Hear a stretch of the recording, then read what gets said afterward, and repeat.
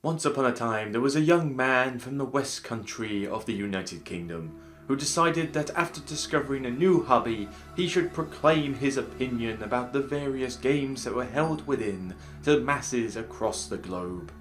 Little did he know the work that would be involved, the challenges he would face, the perpetual backlash from the masses that feel like they're being repressed. At times it became too much for the old man. Would he decide to hang up his camera and do reviews no more? Do not have to suffer the trolls, the onslaught, the backlash of public opinion. Nah!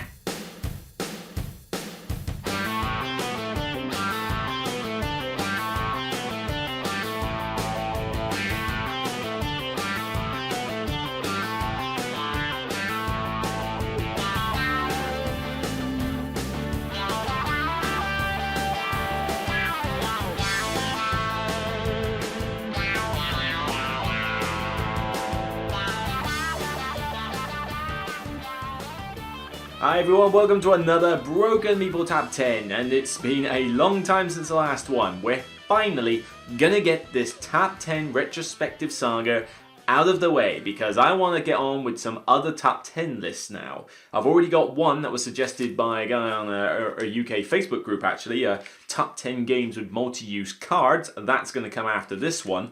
But we've got to finish off with the top 10 games of 2013 retrospective. I've already done my top 10 to 17, I've done 16, 15 and 14 retrospective, and it's interesting to see how much my tastes have changed after I've played more games from that era, or just how some games have fallen off the mantle since then.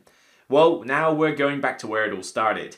2013 was the first time I started blogging, back in the summer I believe. Flashpoint Fire Rescue was the first review I did. It's sitting up there, you know, tried and true in a big wooden box. And I never thought that after so many years I'd still be doing this. But not only just in written form, but doing guest reviews on other sites, by being part of the Dice Tower network, by doing videos, a podcast, now doing app playthroughs and wanting to try other things. It's gotten big.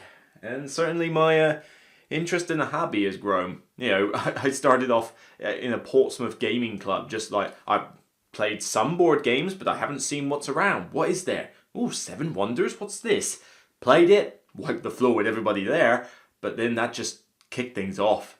I started acquiring games like crazy, filling up the Kallax shelves of old with as many games as I could find, probably too many for what I was doing. And then I started wanting to do reviews after getting inspired by the Dice Tower and what they did.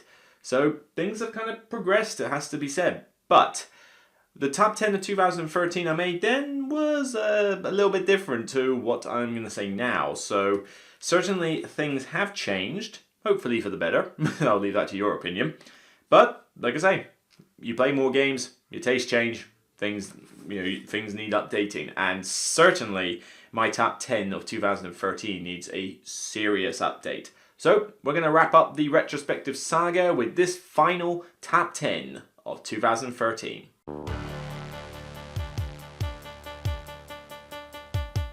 Now, not all of these games I own anymore, mainly because I've not had room, or I've done away with them, I've completed them all to their full extent, that sort of thing. So some of these I'll have for show and tell, some I won't. And this is one of those like I won't category ones. This is Pathfinder the Adventure card game, and it doesn't really matter which set you choose. I've played Rise of the Rune Lords for a bit. The main one I owned, or used to own, was Skull and Shackles. That was the Pirates Sea Adventure one. That was probably my favourite of the two. I never really tried out the Mummies one and the Demons one. I'm sure they were decent enough as well, but the problem I had was that there was just so much content with those scenarios that it took me ages just to play through the Skull and Shackles one. It's like, yeah, I'm not going to play through all of those ones as well. I've got enough LCGs to keep me busy. But Pathfinder the Adventure card game was still a solid deck building / leveling up system, where you went around, you had these scenario packs that told the adventure as a story. You had a character with a little mini deck of cards. And as games went on, you battled monsters, you found treasure and traps. a little bit abstracted, I'll admit. You know, the theme was kind of hit and miss at times, but you searched through these different locations to find the bad guys, you'd fight all sorts of things, you'd have to inject your own sort of imagination in there now and again. But as you played through each scenario, you got to tweak your deck with cards that you found in the scenario. So a bit like when you play a D&D campaign and you find a new sword and it's like, well, I don't need this one anymore. I'll use this nice one now. And it was really cool to level it up. And with the Skull and Shackles, I believe I had a bard who could do lots of cool shenanigans with his deck and spells. And I had the sort of dual-wielding, like, pistol, I forget what she was, actually. I know, the ranged weapon specialist, essentially. I had the two decks working in tandem. It was quite a cool system. Played through the adventures and thought it was really solid. If only the box could hold the cards a bit better. They used to go everywhere. But I liked opening up the scenario packs and getting new cards, you know, new stuff available, even though you would only see so much of it. There was a lot of variety in the game. It was just a bit too much for me to get through personally, you know, after I was kind of done and dusted with Skull and Shackles, so I decided I would sell it on, and I haven't bought any of the other ones since. But I still think it was a solid game. Definitely, I think, better as a solo game, maybe with 2 or 3 players. I wouldn't want to play it with a full player count, but you know, it squeaks onto this list at number 10.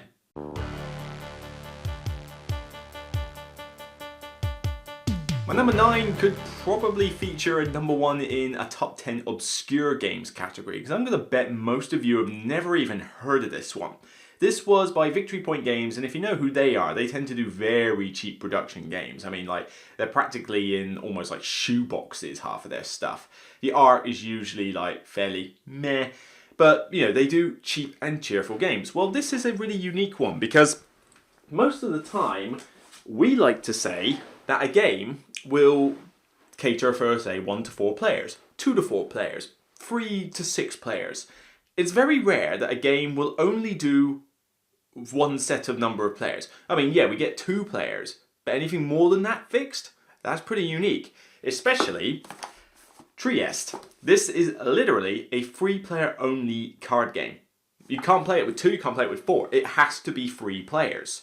And most people have not even heard of this game. I'm going to think, what on earth's this? Never heard of this. Well, it's not in print anymore. I don't think you can get hold of it. It's, you know, like I say, very cheap production box. It's very Victory Point Games in that respect. But in this one, the reason it has to be played with 3 players is because each of you has your own deck of cards. One of you is a thief, one is a merchant, one's the city watch. And the idea is that each of you has your own objective you're trying to complete. But the decks work in such a way that one deck is more sort of being mean to another person's deck whilst defending themselves from the other deck.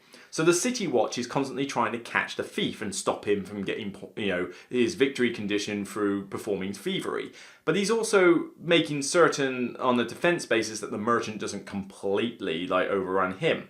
The thief, on the other hand, is trying to steal cards from the merchant, but he's trying to evade the City Watch so that the City Watch doesn't get loads of, you know, captures and wins that way. And the merchant is trying to have a whole hand of cards full of money up to a certain value by doing things for the City Watch. However, he has to avoid getting stolen by the thief. So it works in this great little triangle of how the decks interact with each other. And it's a neat system, you know, everyone's got a fixed deck of cards. You don't have to deck build or anything. It's just simple. Here's the deck, play it. And the rules are very straightforward.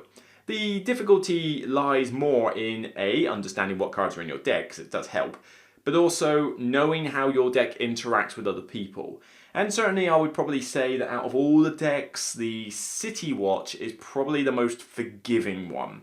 You know, if you're very new to the game, give that person the City Watch because catching thieves is usually not too tricky. The thief has to be very crafty in how to evade, and the merchant can't just simply gather cards because the merchant does have to evade the thief as well. So there's a little balancing thing in there, but I enjoy the way that these decks work together, and I just like that cool triangle of, you know, this deck is hunting that deck whilst evading this deck. It works really well. Granted, 3 players is a little restricted, but then 3 players is always my sweet spot for most Euros anyway. So this kind of fits in a nice little subgenre for me. It's certainly not one that's going to appeal to everybody. It's one that's probably never going to be found or reprinted ever again. I think I found this at last year's UK Games Expo. It was about 14 quid on First Meeple booth on a clearance or something. It was like the last thing there, and I thought, you know what, I want to try it because I'd heard Z Garcia mention it on the Dice Tower, tried it, and I quite like it. It's a solid game. Not one that hits the table that often though because of its limit, but it's one that I want to hang on to. So Trieste hits number 9.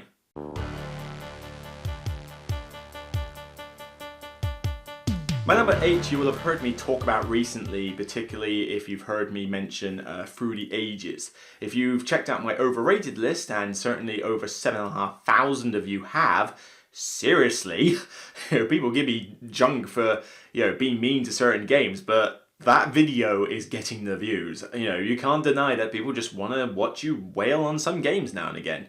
For better or worse, not everybody agrees with it, but I digress. This one though is the game that I say, as much as I respect Fruity Ages, I think it's overrated, but I respect Fruity Ages, there are some things in it that just kind of don't gel well with me. I don't like that you are forced to get into war. Otherwise the opponents who are into war will just overrun you like crazy. I find that just forces you to play in that certain way, and I don't feel differentiated enough from the other players other than just simply, oh well, I chose this advisor and I chose this culture card. I want to be able to say I don't want war if I don't want it. And the other thing is that Fruity Ages takes forever. It's like 4 to 6 hours with most games you're playing. And yes, people are going to say, well, I can play it in 2 hours. Well, yeah, very experienced players, maybe with just 2 of you, 2 hours. But let's consider the majority, okay? But this is my personal replacement for Fruity Ages. That is this big monstrosity here, Nations. Nations is still a solid hit for me. It does what Fruity Ages does with the whole, here's the tableau of cards and you pick them and you build up your little civilization. But there's things about Nations that elevate this one above Fruity Ages. I'll admit, the new Fruity Ages has probably better production than this one. The new 4th edition of it looks nice, the artwork is decent. Yeah, it's got cubes, but they're still decent. I'll give it props. This one, the artwork is very much more divisive, it's a bit more basic, but it works. The main thing that that elevates this one is, firstly, I like the worker placement aspect where you put the meeples on the various buildings that you've made in order to produce more resources. I like the way that it barely, doesn't take over 3 hours, in order to play it, even with a full count of players. I can done and dust this in 2 to 3 hours and I'm sorted, so I don't have to spend 4 to 6 hours playing the same game. I like that I don't have to be a warmonger. I could decide to have no war whatsoever, and I either just mitigate the penalties from wars being declared, or I buy them myself off the tableau so that they're really weak, or I just have the stability resource, the stability track as high as possible so that it mitigates the penalties. You could literally be a warmonger, but you could be a complete pacifist and it would still work. But the best thing ever, especially with the expansion, asymmetrical player boards. This has got so much variety with the way those boards work. You got, I think, 5 in the base set, and they were pretty differentiated, but you only had 5. Now you've got something like, I've lost count, it's like 10 to 12 of these things. You've got a lot of these boards, possibly even like 15 plus. I forget the number, but there's a lot. It was the Dynasties expansion, and it gave you so many of these player boards. So now if I'm playing Greece, I am totally different from whoever's playing Japan, to whoever's playing America, to whoever's playing the Mongolians. They've all got different player boards, a different special ability, and sometimes different layout. One board might have room for 2 advisors. Normally you can only have 1. One might have room for 4 or 5 wonders of the world, and normally I think you can only have 3 or something.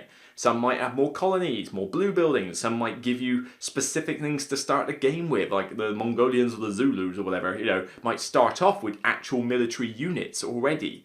It's very well done in how it's differentiated, and that's why I just prefer this one to Fruity Ages. Not that I hate Fruity Ages, I just think overrated. But this is what I would rather play than Fruity Ages. That is my number 8, solid Euro, doesn't get enough buzz. I can see why, but personally, it's my pick.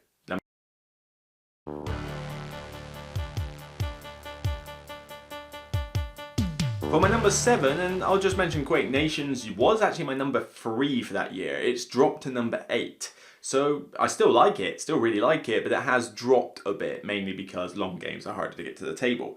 But my number 7 was on the list last year. In fact, it was, I think, let me check the list.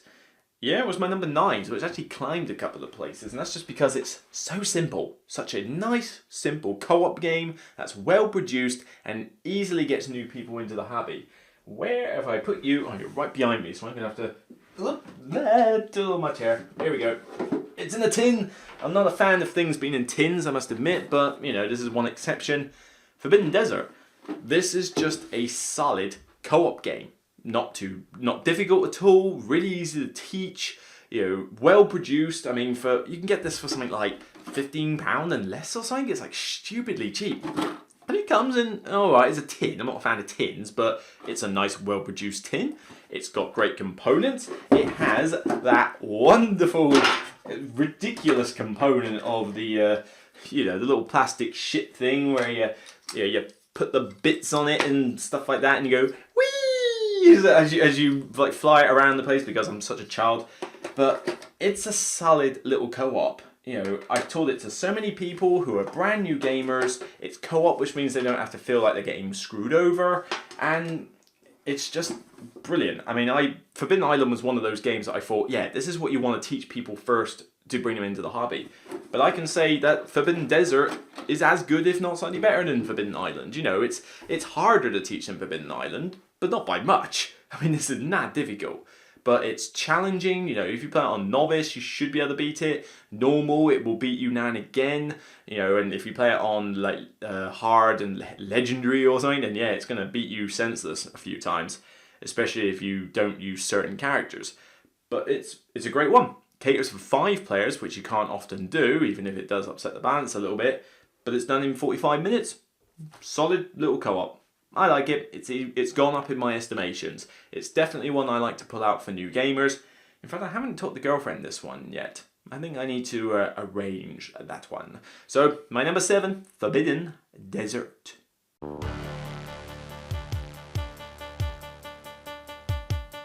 My number 6, I didn't even realise this was released in 2013. I'm surprised by that, but this is probably one of the best filler card games for teaching new players that I can think of. It is easily the first thing that I pull out when I want to teach people how to draft. Now granted, this would be higher on the list if I was including the fact that I have the party version of this game that caters for more players and gives you more variety. But technically that one didn't come out until recently, so I have to base this purely on the original card game. But the original card game is still solid. I will happily play the original card game of Sushi Go. Sushi Go is a great little drafting game, and yes, this one has the extra menu element, so if you're getting Sushi Go, I highly recommend you get this version. And again, 10, but needs must. But the original one, it had a fixed deck, but it was so simple to teach, so simple to play. It taught people how to draft in the easiest way possible. You just hold the cards, get sets of sushi. Some get you points for having 3 of them, some get you points for 2, some scale up, desserts, score at the end of the game, most gets loads, less gets penalty, the rolls, most rolls get 6, the second most get 3. It's so simple, but I find it really cute and charming. Yeah, the artwork is really nice for families and kids, but it's nice and, cute to look at for anybody else playing it. My girlfriend actually really likes this one. This has been one of our favourites that I've taught her, and we've only played it as a 2-player. People underestimate how good Sushi Go is as a 2-player game, because people think, well, it's a drafting game, I want to play it with 6, 7 people. No, I actually prefer to play drafting games with less people. Seven Wonders had a similar thing, because think about it, if you have, 2, 3, 4 players for a drafting game, that hand of cards, that hand of 8 to 10 cards that you've got, you'll pick one, and then you'll think, I might see that come back round. I'm going to gamble that I'm going to see this come back round. I'm going to put this one down for now. Please come back round, please come back round, please come back round. Yes! Got it. Put the next one down. And sometimes you'll gamble and you'll fail. But if you have like 7, 8 players, for a drafting game, like the maximum number, you might only get about 7 or 8 cards in your hand, and then you'll think, well, I'm going to put that one down because that's the one I want, and then I don't care. Because you're never going to see any of those other cards again. And that irks me a bit. That's why I prefer to play 7 Wonders with a max of 5. It's why I prefer to play even this party version with a max of 5. Because I like that ability to gamble with seeing cards come back round. But, like I say, party version is the best one, but even the original small pocket-sized, dirt-cheap card game is still solid enough to make my top 10 of this year. Number 6, Sushi Go.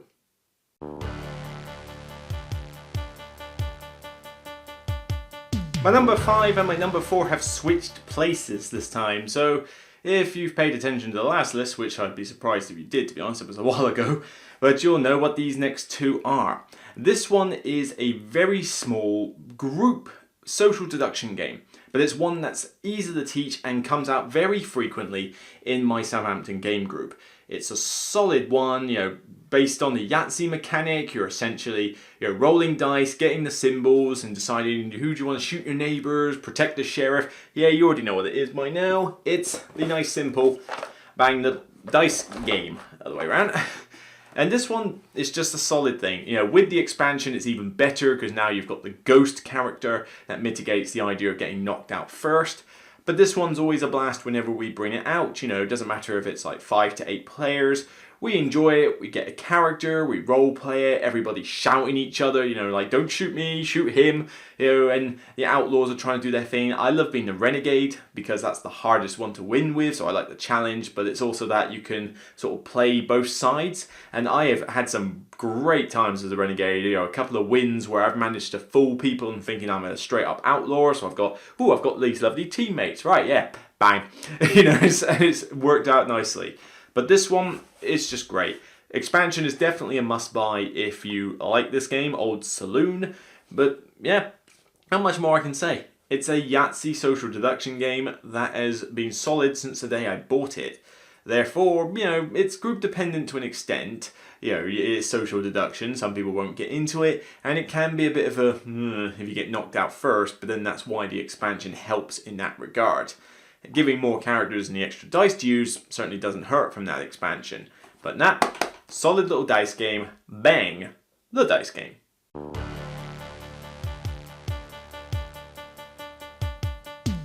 As I said, my number 4 and my number 5 swap places, and I'm not going to get my number 4 out because that box is, no, where is it? Oh yeah, that box over there, it's mighty big, a little bit too big. It's stored in what I would call the Arkham Vault, and that's because my number 4 is straight up Eldritch Horror. The reason I'm not getting it off the shelf is because it's in a box along with all my Arkham Horror collection. It's just had another expansion shoved into it, which incidentally, go check out my review, Masks of Nyarlathotep, or whatever it was called. Bad expansion. Be very wary about buying it, but I digress. Eldritch Horror itself, though, is a solid game, a solid world global-based game of the Arkham Horror universe. You fight an ancient one, you take control of investigators, and you go around the world, getting into all sorts of encounters, finding cool items, spells, and all sorts of monsters to fight. It's just been getting better with a lot of the expansions. Granted, like I said, not all the expansions are great, so I would certainly, my recommendation, get the small box expansions, Forsaken Lore and then Cities in Ruin and in whatever order you like, and then maybe get the big box ones if you really want more. But the big box ones are definitely more for the die-hard enthusiasts. But I love the immersion factor with this game. It certainly hits the table a lot more than Arkham Horror ever did, mainly just because Arkham Horror is very bloated, it's got a bit too much in it. I love the game, but it's just too hard to get to the table, you got to learn all those fiddly rules. Eldritch Horror is definitely, even though it's not exactly short, it is definitely a much more streamlined version of Arkham Horror.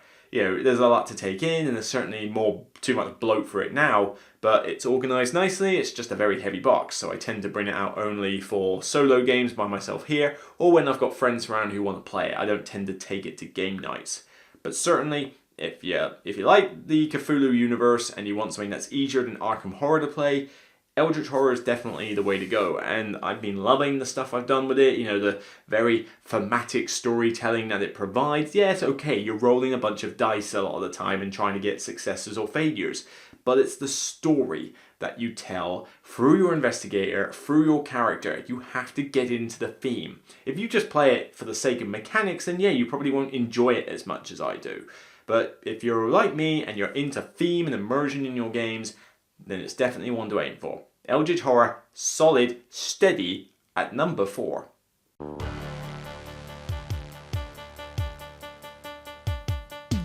My number 3 is a game that I still love. I bang on about it. It's in my top 20, I believe, or certainly my top 25, I think. And, well, what can I say? This is also the last one that was on the previous list. So my top 2 are new debuts. That's saying something. But this one you would have heard me talk about, well, it depends when that goes up actually. If you've seen me talk about Fields of Arle, Tea and Trade lately, you'll notice I make reference to another Uwe Rosenberg game that I'm a huge fan of. And no, it's not Agricola. I think that was earlier in 2013 by quite a margin anyway.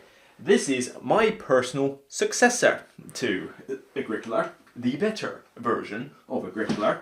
Yeah, come on you trolls. And Caverna. Yeah, it's my pick for the Agricola crowd. Still love this game. This is almost as sandboxy as Fields of Arle is. And Fields of Arle is like fighting it for like, which one do I prefer out of the two, especially with that expansion. You know, go watch the review and find out why. But Caverna is still such a solid game. You've got your cave that you can build up with mines and rooms and donkeys and stuff like that. You've also got, hunting for gems. You've also got the outdoor bit where you can do the farming for veg and rearing animals and go off on adventures in order to find cool stuff. It's worker placement, which I like. You've got lots of options, tons of paths to victory because of all the buildings that you have, which you all have access to. So it's not like you just shuffle a few and put them in the game. No, they're all available. And granted, that can be overwhelming for some, but, most of us now have played Caverna quite a bit, and certainly I wouldn't teach this to a new gamer anyway. It's a bit too much, I think, for most people to take in all those buildings, all that information straight off the bat. And let's face it, there is worse, Feast of Odin. And, it's still solid. Still love it. Granted, I will never touch this with 6 or 7 players again. That is just wrong. So much so that the components for 6 and 7 players are actually in my spare box in the other room. I don't even put them in this box.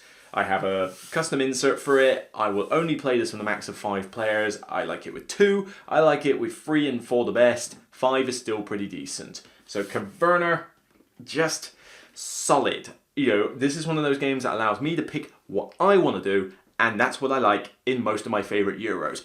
I choose my path. I feel like I want to rear sheep. Nothing but sheep this entire game. This game, I'm going to farm tons of gems. This time, I'm not even going to build outside. I'm just going to have an albino tribe in my cave, and I've done that before. One day, I'm going to go adventuring constantly. I'm going to raise all my guys with weapons. Next game, I'm going to be a pacifist, and I'm just going to, be a nice, simple vegetable pumpkin farmer. Whatever I choose to do, this game allows me to do it. I don't feel forced. I don't feel pressured. Well, no, other than obviously people nicking your spaces and that, and you being efficient with your engine. But I don't feel like the game is beating me down, not for no reason. I don't feel like it's punishing me for saying, "How dare you not have a balanced farm and all that? How dare you? I give you negative points." That was always my biggest problem with Agricola. It's like, I don't want to rear animals. This game, well, tough, lose 1,000,000 points and the game. That always did my head in. Granted, I do miss those occupations that you got from Agricola. That's probably the one thing from that game that's like, yeah, that has the edge over this, but there was always a balance issue with those anyway. So, I still love Caverna. This is my preferred one to Agricola. Still adore it. Is it better than Fields of Arle? I don't know. I love them both. Caverna, still solid. Number 3. But there's 2 more left, and I didn't even play these until more recently. So, what could they be?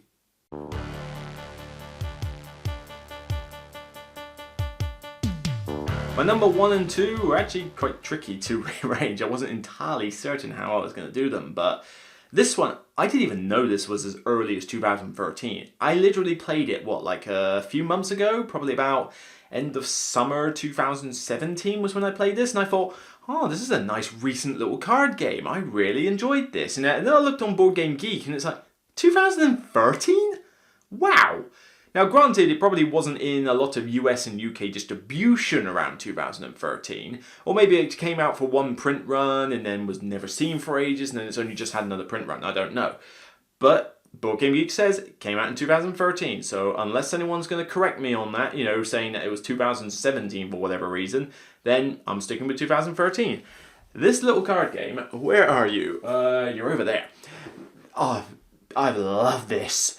I mean, Sam Healy raved about this so much, and I thought, it's got a weird Japanese name. Why is this one so good?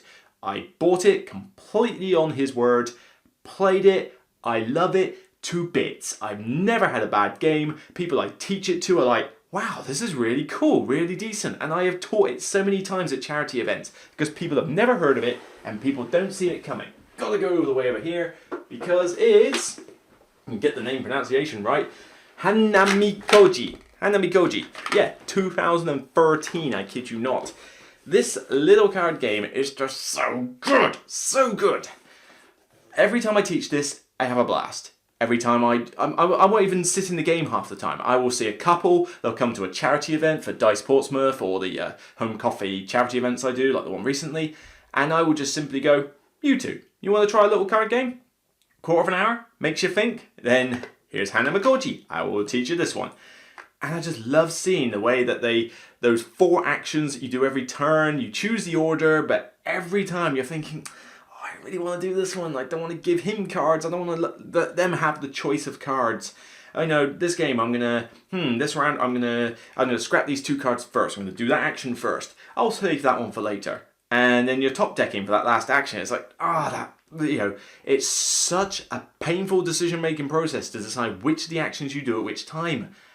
But with the simplicity of the rules and how the rounds change up how you play because of who's got favour of what geisha, such a good design.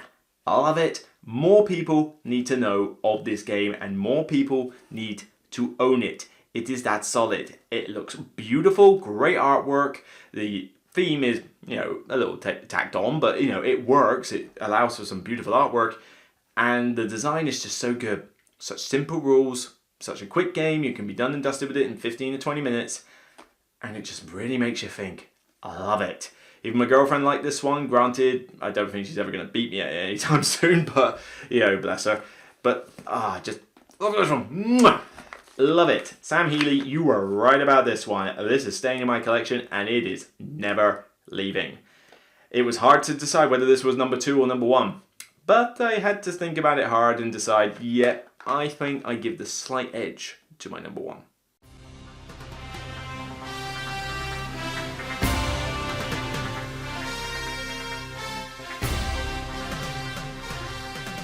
So my number 1, originally released in 2013. Then it had an expansion, which made it fantastic. I already loved this game when it came out in 2013, but the expansion made it a game that is featured in my top 5, possibly even my top 3 games of all time for 2 years running now. I don't know if it was in my first top 100 of it, like the top 75, it might have been. I'll have to go back and check. But certainly for at least 2 to 3 years, it's been one of my top 3 games. The expansion made it that good, and it was already solid. And now this whole thing with this essential and this essential is just confusing. But basically, get both the essential editions that are out, the base set and the expansion, and you will do well. But most of us have got the whole combo. And I think most of you have probably figured this out by now. I need to get it off, so let's get that one off. This is a bit of a big box, so bear with me 1 second. Oh my god, here we go. Bam! Woo! Viticulture. Yep, this is the collector's box that came out. I think the only reason I've got this box is because someone local was selling it cheap and I wanted to get Tuscany. So I essentially grabbed this box off him because he bought it on Kickstarter and didn't want it anymore. But this now has everything to do with Viticulture. It has the base game, it has the official Tuscany thing, so none of that essential stuff. It has the More Visitors expansion. It's just such a great game. I want to show it off a bit more, but I have to hold it in my hand a bit. So Viticulture, yep, the winemaking Euro from Jamie Stegmaier at Stonemaier Games. It's just such a good Euro. And I understand, not everyone is a fan of this one. They think that the visitor cards are a bit too random. Yeah, to a point. You can use up the dud cards in a good way though, with the expanded board. And yeah, you have to accept there's an element of luck in it. It's not a super strategic Euro, go play an 18xx game or something like that. But for this one, the theme and the immersion I get from playing this, because I like wine, the theme sings to me, but in this I feel like, I'm sending my workers out to go plant vines, grow grapes, make lots of wine, and with the Tuscany expansion, this thing is just so good. You've got the orange structure cards, so that allow for extra paths to victory and more ways to get points or do cool stuff with your engine. You've got, do you want to make cheap wine, expensive wine? Do you want to not even bother with wine? You could get an orange card that gets you points for just running a cafe. Do that instead. You've got the asymmetrical starting thing. You've got the visitor cards that allow you to do cool stuff. You've got that little map in the corner for getting the influence stars out. That gets you points and bonuses. And, turn order is important. You've got the little wake-up chart with the cockerel that when you finish a round, you choose whether you want to go from 1st to 7th, but you get different bonuses in each season. It's so good. I love this game. I just can't get enough of it. Anytime somebody wants to play a full Viticulture game with the expansion, I'm usually always up for it. I've got to be having a good reason why I would turn it down. It's something that resides up as high as games like Sentinels and the Multiverse, like my favourite game of all time. It's just so good. Love this game. This one is just so nice, and it was 2013 when the original Viticulture came out, and I still loved it back then. Would it have been my favourite game of all time? Like top 5 in that? Probably not in that sort of second edition with the Grande Worker, but with the Tuscany, just so much better. Love it. Looks the business, well produced. Stonemaier Games know how to produce a game. They know how to run a Kickstarter. They know what they're doing. It's got all the expansion stuff in it. It's all the range. I've even pimped it up with some bags from the internet. Was it artscow.com, where someone printed out these little bags that I can use. I've got metal coins. I have pimped this game up. I love it. Viticulture, a deserved number 1 on my list. Love it. Now, you're going to notice that some games that were on my previous list have disappeared completely. Well, yeah, tastes change, and some games, it's been several years. There's a lot of things that have changed in that time. So, let's have a look at my little scribbles here. I did also consider that, I considered Concept. Not on the list last time, didn't quite make the list this year. I would say it was my number 11. Concept's a cool little game, let me grab it just a second actually, saves me having to put a picture up, work. Concept, cool activity rather than the game. You're using these, this picture board in order to give out, illustrate a clue that you're trying to get other people to guess. Forget the scoring system, but it's a very neat idea, works cool for a big group. You could literally just leave it on the table at work and let people figure it out. But yeah, it's kind of an honourable mention, number 11. As for the old list though, how's it changed? At number 10, Nothing Personal. I like Nothing Personal, it's okay, but it kind of got a little bit too mean for my liking. The rules were a little bit tricky to teach a lot of people. People couldn't quite understand the best way to play it. And eventually I decided, probably not the sort of game I'm going to bring out very often, so I got rid of it. But, credit to Tom Battle, it's a cool design, just wasn't one that stood the test of time. Number 9 was Forbidden Desert, so it's gone up. 8 was Amerigo. Yes, I'll give this one an honourable mention. Amerigo is probably the only Stefan Feld game that I like. Yeah, I give Stefan Feld a hard time because he designs games, much like Martin Wallace, they both design games that are just designed to irk me in some way. They're themeless, completely themeless, they don't care about theme one little bit, they're just mechanics for the sake of mechanics, and most of the time I find their games pretty boring. Amerigo's the one exception though I have with Stefan Feld, where I'm like, yeah, okay, this is completely themeless. Yeah, it's mechanics for the sake of mechanics. But these ones are pretty cool, and most of that comes down to that cube tower. The cube tower is a cool mechanic in games, and even though in games like Shogun and that, it's a little bit too luck driven for something like combat, but in Amerigo, you use it to determine the actions you're allowed to take on a turn. You drop the cubes in, the different colours, and the colours represent the actions. So you'll put a bunch of green cubes in on your turn and you'll think, chances are I'm going to be doing the green action, which is like building up stuff. But then it knocks some other colour cubes out.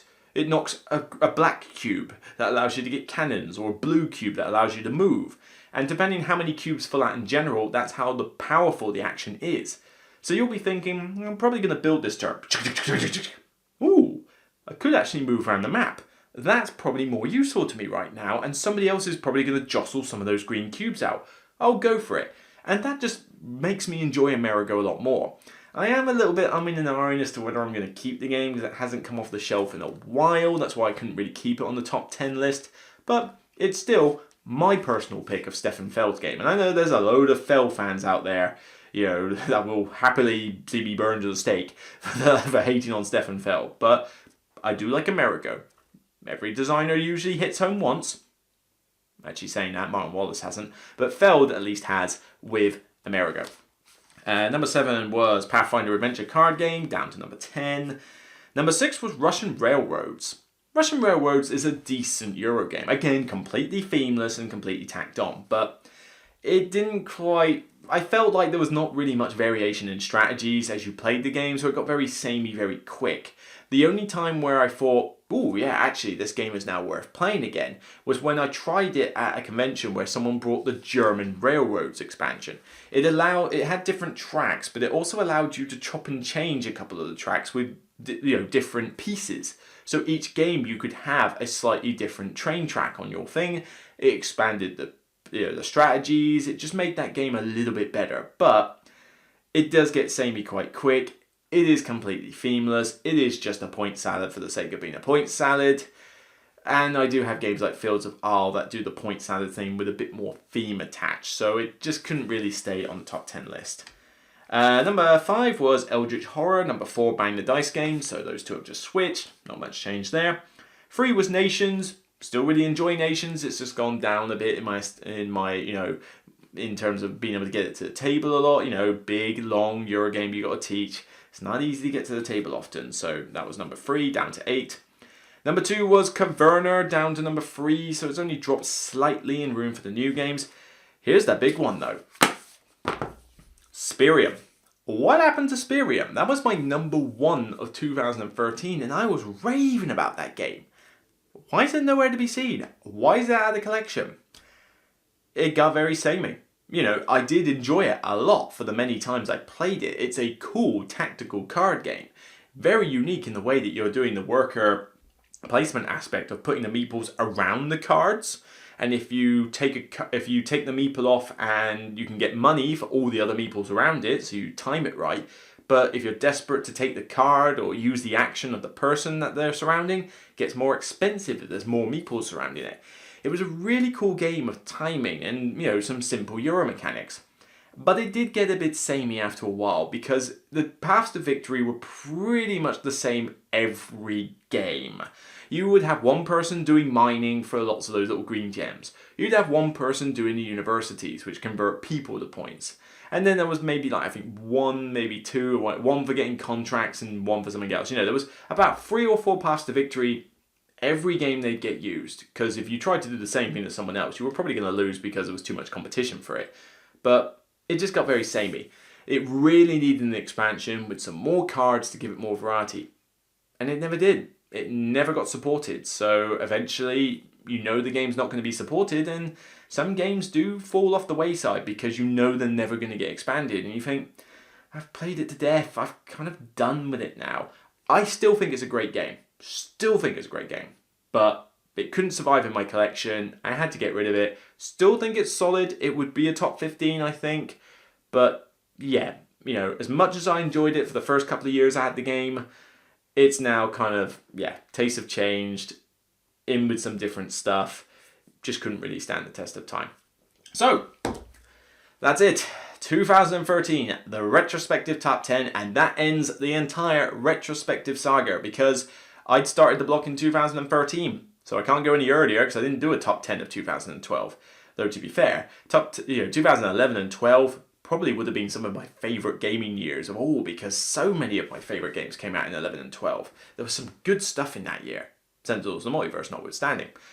But it's time to get on with some other top 10s. So I want suggestions from you guys. As I said, I've already had someone on Facebook tell me about top 10 games with multi-use cards. So games that use cards that have at least 2, if not 3, possibly even more, uses for a card that get you thinking, I want to use it for that, but I kind of need it for that. It's a mechanic I love. I adore it. It's surprising that I never thought I should do a top 10. There's only so many games that go into that category, but I reckon I can do 10, so I'm going to take him up on his challenge and see if I can do it. But I want other ideas as well. And I don't want top 10 from X publisher, top 10 from X designer, top 10 of co-op, top 10 of deck builders. I want something a bit more interesting. When you see the Dice Tower do their stuff, they do things like top 10 turkeys, top 10 games that got better, top 10 exceptions to the rule, top 10 obscure, top 10 games that should have a legacy version, weird stuff like that. I want more of those ideas because I want to try out more of those lists. So not just straight up publisher, designer X, game category X, mechanic X, not top 10 worker placement games, that kind of thing. I want something a bit more interesting. So leave some idea in the comments. I will, give a shout out if I can. Failing that, I will at least take in all those ideas and see which ones I feel are feasible, because they got to obviously have 10 games that I like and want to talk about, and not just simply be 10 flat. I want there to be like a challenge for, I could have thought of 20 or 30 and now I have to squeeze it to 10. I want good categories that could be quite expansive. And I'll chop and change and see which lists I like. It's basically just going to be a case of reading some ideas and going, that's a good idea, I'm going to run with that. So next top 10 will be top 10 multi-use cards. After that, we'll see what you guys have to say. So that's it from the Retrospective Saga, and that's it for another top 10 Broken Meeple list. See you on the next episode, and remember, 2013 is a long time ago, but all these games are solid, and even if the ones that you love didn't make the list, just remember, calm down, they're still only games. So, see you on the next episode. Take care everyone, enjoy the rest of your weekend.